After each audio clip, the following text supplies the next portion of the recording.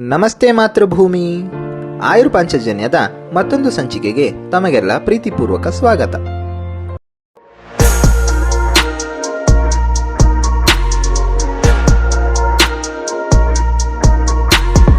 ಕೊಬ್ಬು ತುಂಬಿದ ಯಕೃತ್, fatty liver.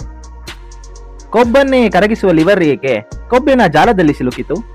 ಭಾರತದಲ್ಲಿಯೇ ಇದು ಅತಿ ಹೆಚ್ಚಾಗಲು ಕಾರಣವಾದರೂ ಏನು? ಇಂದಿನ ಕಾಲದ ಸೈಲೆಂಟ್ ಕಿಲ್ಲರ್ ಈ ಫ್ಯಾಟಿ ಲಿವರ್. ಪ್ರೀತಿಯ ವೀಕ್ಷಕರೇ, ನಿಮ್ಮಲ್ಲಿ ಹಲವರು ಕೇಳ್ತಾ ಇರ್ತೀರಿ, ಡಾಕ್ಟರ್ ನಾನು ಮದ್ಯ ಕುಡಿಯಲ್ಲ, ಆದ್ರೂ ಫ್ಯಾಟಿ ಲಿವರ್ ಯಾಕೆ? ಇದು ಸೀರಿಯಸ್ಸಾ? ಔಷಧ ಇಲ್ಲದೆ ಕಡಿಮೆ ಆಗತ್ತಾ? ಇವತ್ತಿನ ಈ ಸಂಚಿಕೆಯಲ್ಲಿ ಫ್ಯಾಟಿ ಲಿವರ್ ಎಂದರೇನು, ಅದು ಏಕೆ ಬರುತ್ತದೆ ಮತ್ತು ಎಷ್ಟು ಅಪಾಯಕಾರಿ, ಆಯುರ್ವೇದದಲ್ಲಿ ಪರಿಹಾರ ಏನು, ಎಲ್ಲವನ್ನು ಸರಳವಾಗಿ ಹೇಳ್ತೀವಿ, ಮಿಸ್ ಮಾಡದೆ ನೋಡಿ. ಫ್ಯಾಟಿ ಲಿವರ್ ಎಂದರೇನು? ದೇಹದಲ್ಲಿನ ವಿಷಾಂಶಗಳನ್ನು ಶುದ್ಧೀಕರಿಸಿ ಆಹಾರವನ್ನು ಶಕ್ತಿಯಾಗಿ ಪರಿವರ್ತಿಸಿ ಕೊಬ್ಬು, ಸಕ್ಕರೆ, ಪ್ರೋಟೀನ್ಗಳನ್ನು ಡೈಜೆಸ್ಟ್ ಮಾಡಿ ಕರಗಿಸುವ, ನಿಯಂತ್ರಿಸುವ ಅತ್ಯಂತ ಪ್ರಮುಖ ಅಂಗ ಲಿವರ್. ಯಕೃತ್ನಲ್ಲಿ ಅಗತ್ಯಕ್ಕಿಂತ ಹೆಚ್ಚು ಕೊಬ್ಬು ಜಮಾಯಿಸಿ ಅದರ ಸಾಮಾನ್ಯ ಕಾರ್ಯಕ್ಷಮತೆ ಕಡಿಮೆಯಾಗುವ ಸ್ಥಿತಿಯೇ ಫ್ಯಾಟಿ ಲಿವರ್. ದೇಹದ ಫ್ಯಾಕ್ಟರಿ, ಫಿಲ್ಟರ್, ಸ್ಟೋರ್ ಹೌಸ್ ಲಿವರ್ನಲ್ಲಿ ಸಾಮಾನ್ಯವಾಗಿ 5% ಕಡಿಮೆ ಕೊಬ್ಬು ಇರಬೇಕು. 5% ಹೆಚ್ಚು ಕೊಬ್ಬು ಜಮಾಯಿಸಿದರೆ ಅದೇ ಫ್ಯಾಟಿ ಲಿವರ್. ಫ್ಯಾಟಿ ಲಿವರ್ನಲ್ಲೂ ಇವೆ ಅನೇಕ ವೆರೈಟಿಗಳು. ಹೌದು, NAFLD, non alcoholic fatty liver disease. ಮದ್ಯ ಕುಡಿಯದೇ ಇದ್ದರೂ ಅತಿಯಾಗಿ ಜಂಕ್ ಫುಡ್ಗಳನ್ನು ಸೇವಿಸುವವರು, ಒಬೆಸಿಟಿಯಿಂದ ಬಳಲುತ್ತಿರುವವರು, ಡಯಾಬಿಟಿಸ್ ಕಾಯಿಲೆಯಿಂದ ಬಳಲುತ್ತಿರುವವರಿಗೆ ಈ ವೆರೈಟಿ ಸಾಮಾನ್ಯ. AFLD, alcoholic fatty liver disease. ಮದ್ಯಪಾನವೇ ಮುಖ್ಯ ಕಾರಣ. ಇವತ್ತು ಭಾರತದಲ್ಲಿ ನಾನ್ ಆಲ್ಕೋಹಾಲಿಕ್ ಫ್ಯಾಟಿ ಲಿವರ್ ಅತಿ ಹೆಚ್ಚು ಪ್ರಮಾಣದಲ್ಲಿ ಕಂಡುಬರುತ್ತಿದೆ. ಅತಿ ಹೆಚ್ಚು ನಗರ ನಿವಾಸಿಗಳಲ್ಲೇ ಕಂಡುಬರುತ್ತಿರುವುದು ನಿಜಕ್ಕೂ ವಿದ್ಯಾವಂತರ ಆರೋಗ್ಯ ಜ್ಞಾನ ಎಷ್ಟರ ಮಟ್ಟಿಗೆ ಹಾಳಾಗಿದೆ ಎಂಬುದರ ಸೂಚಕ. ಫ್ಯಾಟಿ ಲಿವರ್ ಬರೋದಕ್ಕೆ ಇವೆ ಸಾಲು ಸಾಲು ಕಾರಣಗಳು. ಹೆಚ್ಚು ಫ್ರೈಡ್, ಬಿಸಿ, ಮಸಾಲೆ ಆಹಾರ, ಜಂಕ್ ಫುಡ್, ಸಾಫ್ಟ್ ಡ್ರಿಂಕ್ಸ್, ದಿನಪೂರ್ತಿ ಕುಳಿತುಕೊಳ್ಳುವುದು, ವ್ಯಾಯಾಮ ಇಲ್ಲ, ಡಯಾಬಿಟಿಸ್, ಥೈರಾಯ್ಡ್, ಅಧಿಕ ತೂಕ, ರಾತ್ರಿ ಜಾಗರಣೆ, ಮಾನಸಿಕ ಒತ್ತಡ.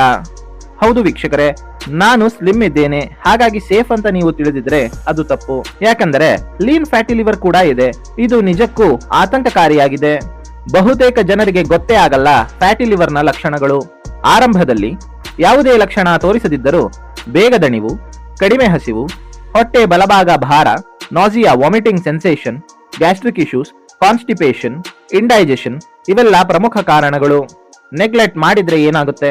Fatty liver, non alcoholic steatohepatitis, hepatofibrosis, liver cirrhosis, liver failure ಕೂಡ ಉಂಟಾಗುವ ಸಾಧ್ಯತೆಗಳನ್ನು ಅಲ್ಲಗಳೆಯುವಂತಿಲ್ಲ.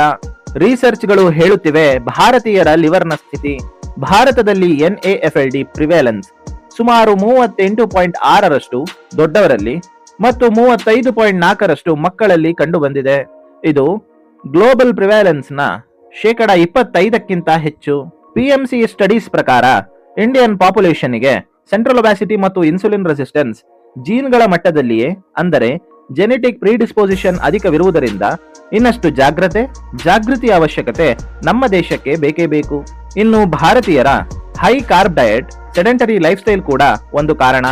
ಆಧುನಿಕ ವೈದ್ಯ ಪದ್ಧತಿಯಲ್ಲಿಯೇ ಇಲ್ಲ ಸ್ಟ್ಯಾಂಡರ್ಡ್ ಟ್ರೀಟ್ಮೆಂಟ್ ಪ್ರೋಟೋಕಾಲ್. ಹೌದು ವೀಕ್ಷಕರೇ, ಫ್ಯಾಟಿ ಲಿವರಿಗೆ ಅಲೋಪತಿಯಲ್ಲಿ ಯಾವುದೇ ಸ್ಪೆಸಿಫಿಕ್ ಟ್ರೀಟ್ಮೆಂಟ್ ಇಲ್ಲ. ಆದರೆ ಡಯಾಗ್ನೋಸ್ಟಿಕ್ ಟೂಲ್ಗಳಾದ USG, LFTಗಳ ಮೂಲಕ ಸುಲಭವಾಗಿ ಪತ್ತೆ ಹಚ್ಚಬಹುದು. ಇನ್ನು ಆಯುರ್ವೇದದಲ್ಲಿ ಇದಕ್ಕೆ ಎಫೆಕ್ಟಿವ್ ಸ್ಪೆಸಿಫಿಕ್ ಟ್ರೀಟ್ಮೆಂಟ್ ಲಭ್ಯವಿರುವುದರಿಂದ ಇಂತಹ ರೋಗಗಳಲ್ಲಿ ಅತಿ ಹೆಚ್ಚು ಜನರು ಆಯುರ್ವೇದದ ಮೊರೆ ಹೋಗುತ್ತಾರೆ. ಆಯುರ್ವೇದದಲ್ಲಿಯೂ ವಿವರಿಸಲಾಗಿದೆ ಫ್ಯಾಟಿ ಲಿವರ್. ಆಯುರ್ವೇದದಲ್ಲಿ ಇದನ್ನು ಯಕೃತ್ ವೃದ್ಧಿ, ಮೇಧೋದೋಷ, ರಕ್ತ ಪಿತ್ತದುಷ್ಟಿ ಎಂದು ವಿವರಿಸಲಾಗಿದೆ. ಆಚಾರ್ಯ ಚರಕ ಸುಶ್ರುತರು ಹೇಳುವಂತೆ ಅತಿಯಾದ ಮೇಧ ಅರ್ಥಾತ್ ಕೊಬ್ಬು, ಅಗ್ನಿಮಾಂದ್ಯ, ಆಮ ಸಂಚಯ ಇವೆಲ್ಲ ಯಕೃತ್ ರೋಗಗಳಿಗೆ ಮೂಲ.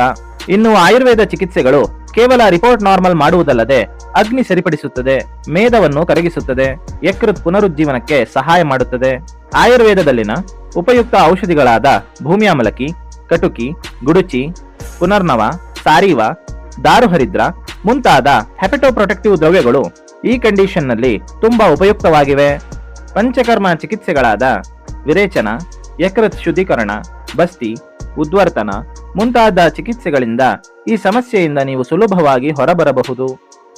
ಆಯುರ್ವೇದ ಚಿಕಿತ್ಸೆ, ಡಯಟ್, ಯೋಗ, ಪ್ರಾಣಾಯಾಮ, ಲೈಫ್ ಸ್ಟೈಲ್ ಚೇಂಜಸ್ಗಳ ವೈಜ್ಞಾನಿಕ ಅಳವಡಿಕೆಯ ಮೂಲಕ ಈ ಸಮಸ್ಯೆಗೆ ನೀವು ಗುಡ್ ಬೈ ಹೇಳಬಹುದು. ಫ್ಯಾಟಿ ಲಿವರ್ನ ಕುರಿತ ನಿಮ್ಮ ಪ್ರಶ್ನೆಗಳಿಗೆ ಮತ್ತು ಡಯಟ್ನಲ್ಲಿರುವ ಗೊಂದಲಗಳ ಬಗ್ಗೆ ಆಯುರ್ ಪಾಂಚಜನ್ಯದ ವೈದ್ಯರ ತಂಡವನ್ನು ನೀವು ಸಂಪರ್ಕಿಸಬಹುದು.